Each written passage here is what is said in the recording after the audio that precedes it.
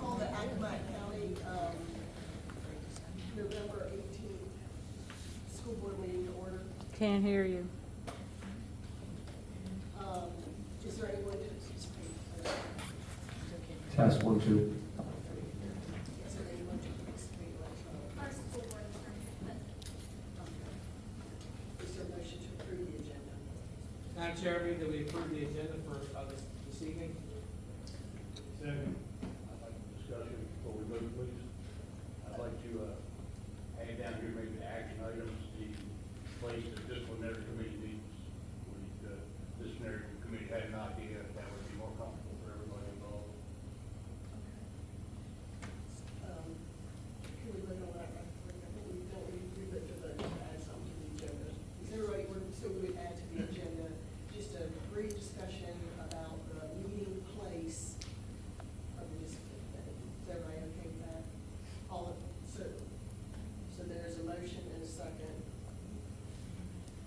with an amendment to add one item to the action items about the discipline committee meeting place. All in favor? Aye. Opposed? Motion carries. Someone hand me the public comment list. Rules of public comment. 1, identify yourself by name and 911 address. 2, speakers are limited to 3 minutes. 3, individuals may reserve or transfer their time to another speaker, and no speaker may have more than one transfer, equaling a total of 6 minutes of maximum time per individual. 4, specific personnel matters must not be initiated at a public meeting. 5, speakers cannot be abusive, threatening, or use profanity. 6, specify the nature of your remarks. 7, speakers who have previously spoken on the subject for public comment shall not be allowed to readdress the board during the same public comment period. 8, specific questions should be resolved prior to the meeting by contacting the superintendent or the appropriate staff member. And 9, anyone who would like to present a PowerPoint presentation for public comment has to present the presentation 24 hours in advance for review by the staff for the appropriateness. And 10, all questions shall be directed to the chairperson, who at her discretion solicit a response from the appropriate staff member. Ellen Richardson.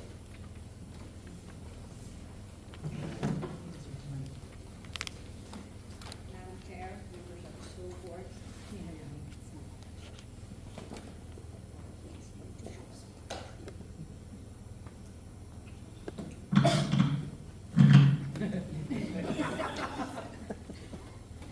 Madam Chair, members of the school board, I'm Alan Richardson, she can take Virginia. Several months ago, first of all, thank you for allowing me to speak. I'm not a public speaker, but this is dear to my heart and has to do with safety.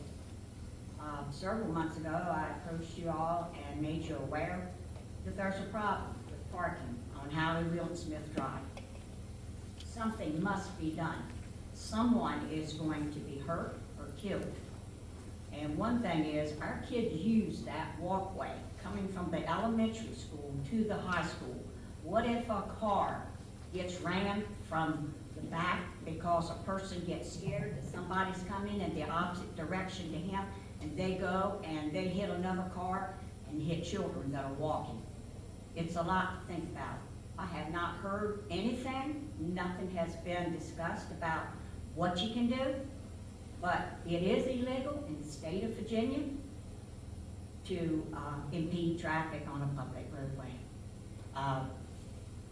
I have talked with Mr. Talbot, Chincoteague, and as he says, there's one thing we can do, and I think you probably all know what it is, and that's restrict parking on that street. And I hate to do that because we have a lot of parents, but they want to drop off their kids, they want to pick them up. So I'm asking this board not to wait until something happens, but work on this now and find a solution that we can get those cars off the roadway into that parking lot somehow to drop their kids off and to pick them up.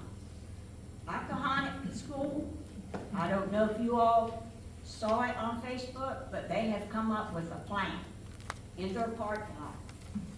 Each one of you got a copy. Of course, we have a small parking lot. Well, I had suggested that night that I brought this to your attention was for parking and a new parking lot in the back of the school so the buses could go in, load and unload and get out of the way of the cars. So I appreciate it if you all would look into it and see what you can do to make this much safer for everybody. Thank you. Thank you. Thank you, Mr. Kinsey. Appreciate your handout. Carrie Peterman. Hi, good evening. My name is Carrie Peterman. I live on Chicken City Road in Chincoteague. I'm going to respectfully defer my 3 minutes to Abby Bass.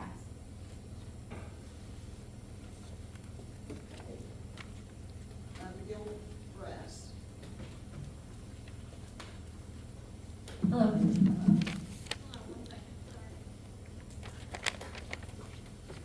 5347 Oak Drive, Chincoteague, Virginia. Just same address.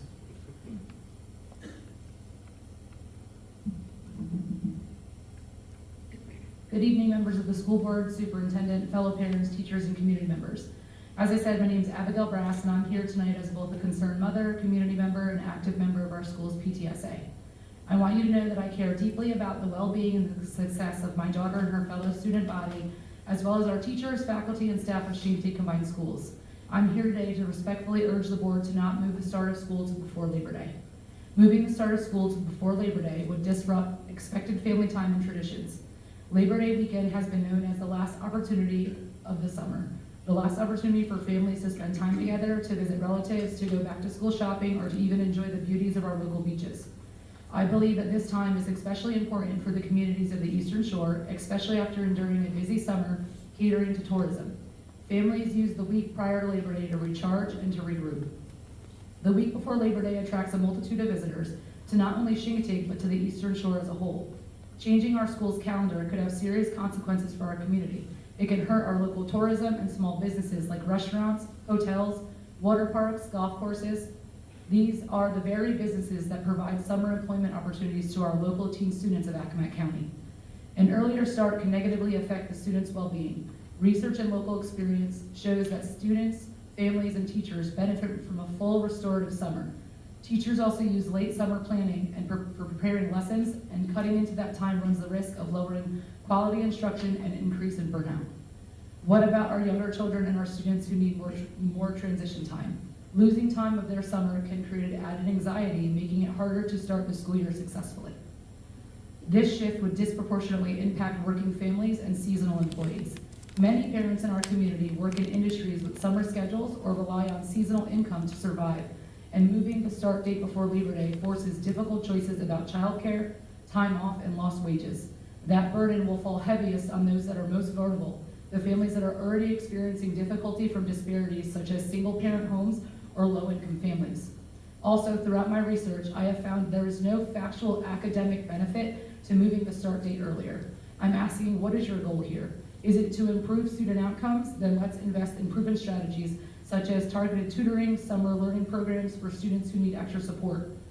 Let's stop lowering the standard of our learning and pushing our kids through, and let's invest in classroom resources and invest in our teachers and our teacher development. In reference to the calendar options, compared to option A has a start date of Tuesday after Labor Day, September 8th, and the end of the school year is Friday, June 11th. Option B has a start date of Monday, August 31st, which is 8 days before option A, but the ending of the school year is only 1 day prior. I'm confused. Our students are starting school 8 days earlier than we normally do, but they are only getting out 1 day earlier. Why? Because someone thought it would be better to start earlier to make the Christmas break longer? Is the clock? I feel like it's not moving. No, it's Okay. fine.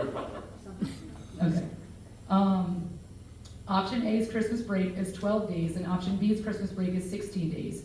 Who benefits from that? The school administrators, or is it the students? Because the priority is supposed to be our students of the Accomack County School District. Give the students the extra 4 days before Labor Day, when the weather is warm and the sun doesn't set until 7:30, when our kids can use those days to go to the beach, ride their bikes, hang out with their friends, or even work at our local businesses. Not 4 days in December when it's 35 degrees out and it's dark by 5 p.m. and they will be inside on their phones on TikTok or Snapchat or whatever it is they're doing nowadays. Regardless, in closing, I am asking the board to prioritize the needs of our students, teachers, and our local economy. Keep the school start to after Labor Day so the students and the teachers can begin their year rested, prepared, and ready to succeed. Thank you for your time. Thank you. Miranda Dunstan. Hello, I'm Miranda Dustin. I live at 5256 Meadowview Court in Chincoteague. And whenever she's ready. Sorry, I apologize for the. You are absolutely Get fine. all weird And I'll today. take the extra minute and a half. I've never seen you do this before.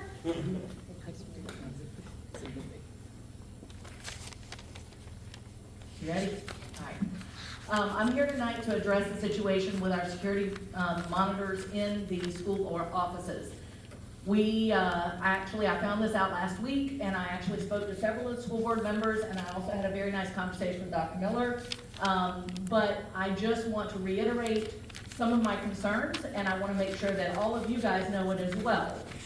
I was assured that the idea of having an SSO who's going to constantly monitor that front door and have the monitors right there, and they're going to be the one at the front door at all times, that is an awesome situation. That is an awesome, awesome idea as an added security feature. That they are going to be the first line of defense, that's a great idea. But removing the monitors from our office staff is a horrible, horrible idea.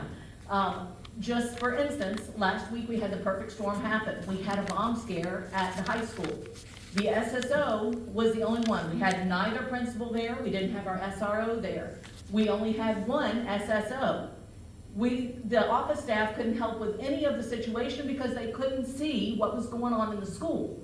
You have situations coming like that exactly. It was a perfect storm. If someone had an untenable situation that they wanted to do harm at that school, they would have been completely geared up for that. That was just one situation on one day.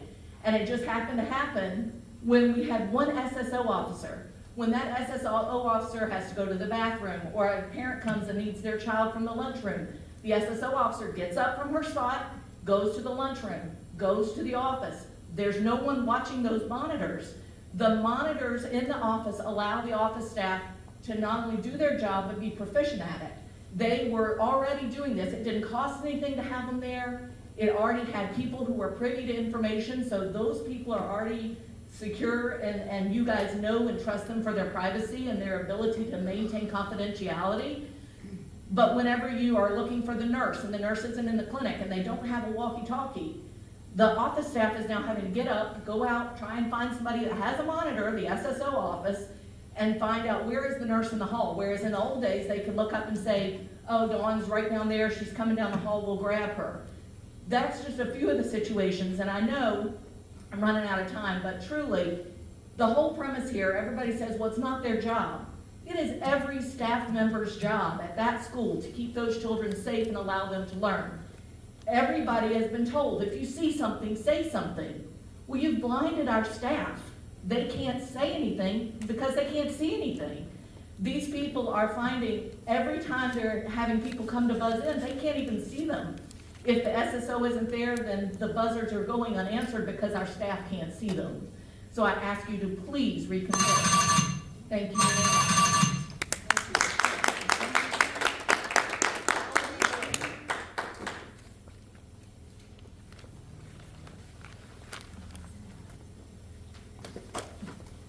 My name is Colby Burford. I live at 8128 BB Road, Chincoteague, Virginia, and I yield my time to Miss Connie Burford.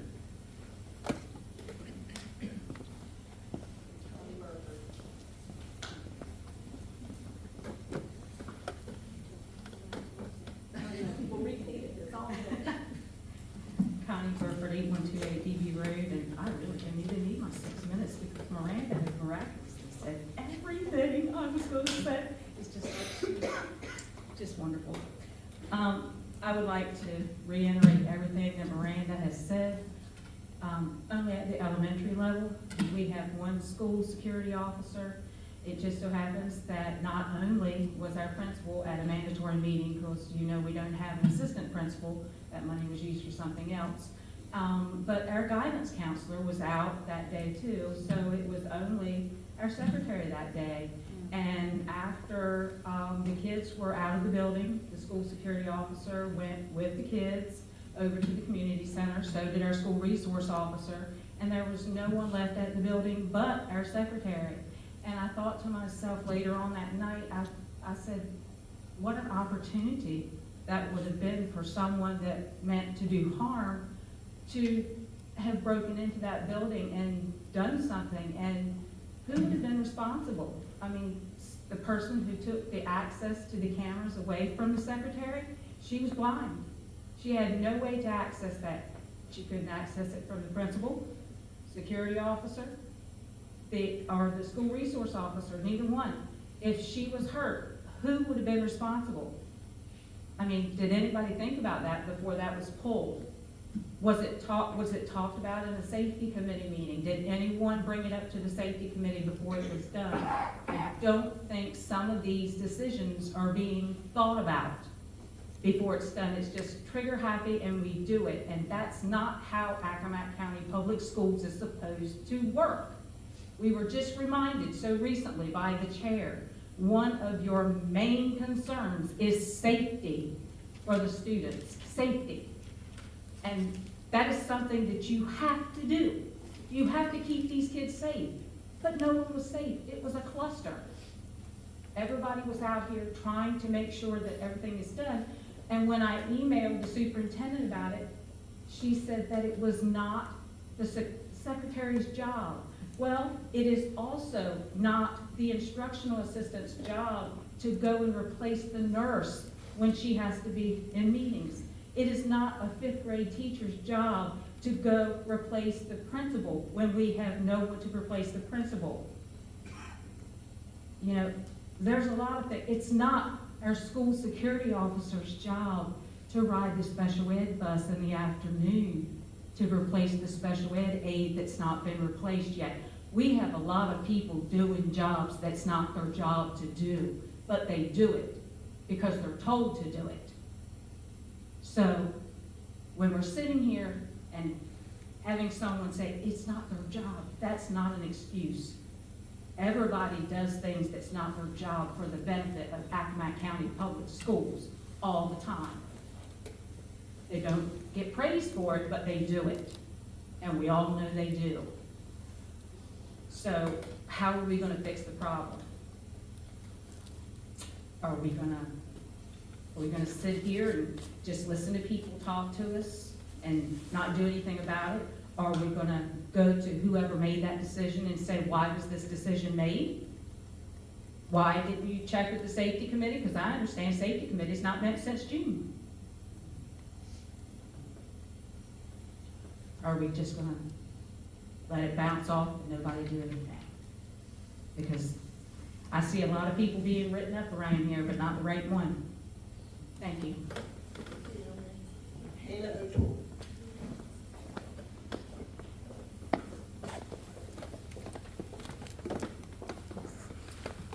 Hello, I am Hannah O'Toole, and I live at 18478 Langford Highway in Parksley. Good evening, members of the board and the community. I want to start by highlighting the Senior All Shore concert that took place on the 6th of this month.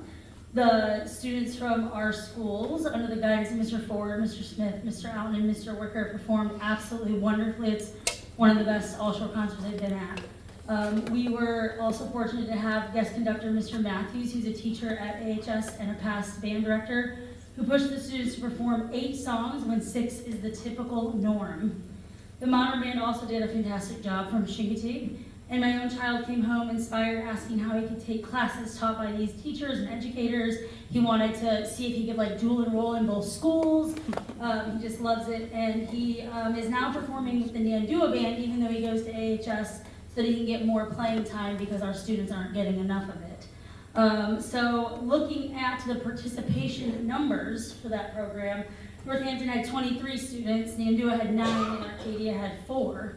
And I'm sure that Mr. Steelman is rolling in his grave at those numbers right now. And that makes me really sad as a past student of his and Mr. Matthews. When you compare those to the size of each of those schools, it's concerning that the number of students participating seems inversely proportionate to the school sizes, if you look at that. It's heartbreaking that we aren't keeping up with other schools, even here on the shore, and that is not a reflection of our talented teachers. They do an extraordinary job despite the limited resources that they have. I previously addressed the board on February 4th about these issues, so I won't go into all of those details that I did then, but unfortunately little has changed since then, and I know it takes time and I want to be a part of that. Band is still not offered year-round and the funding remains inadequate. Our teachers receive $300 each, which means that the high school band operates on $125 per year. This doesn't cover essential supplies like clarinet reeds, valve oils, sheet music, let alone instruments or repairs, and these are critical items for their success. I know I attended a meeting when you said you plan on looking at allotments, so please do, and also look at block scheduling, because my kid tells me that he sits in a 90-minute class and they only work for 40 to 60 minutes, and then he has nothing to do for the next 30 minutes of each block each day. That's concerning to me, and it was horrible for me as a student when I went to Arcadia as well. If you need somebody to help, I know myself as well as every band and choir teacher would be more than happy to be involved with those decisions or conversations. I personally have donated more to the band this school year than the school allots in a school year, so I want to say that too. And it's heartbreaking that our students don't get that. I'll also agree with students shouldn't go to school between Memorial and Labor Day. I'm a summer camp director and it's very important. I'm not even home to help my kid get ready for school. So, thank you. Everyone, is there a motion to go into closed session? Okay.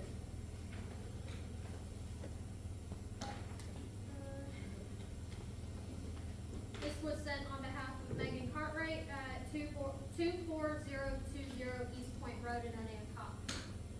Thank you for the opportunity to share my thoughts tonight about the start date for the 2025-2026 school year across Virginia. A majority of the school divisions have already moved to an earlier start date. They haven't done this casually or just to be different. They've done it because the academic calendar has to work with the realities of modern coursework, testing, and college participation. One of the biggest reasons in the growing number of students enrolled in dual enrollment and advanced placement classes. These courses follow timelines and testing schedules that are set outside our local control, with major exams typically given in May when our school starts later.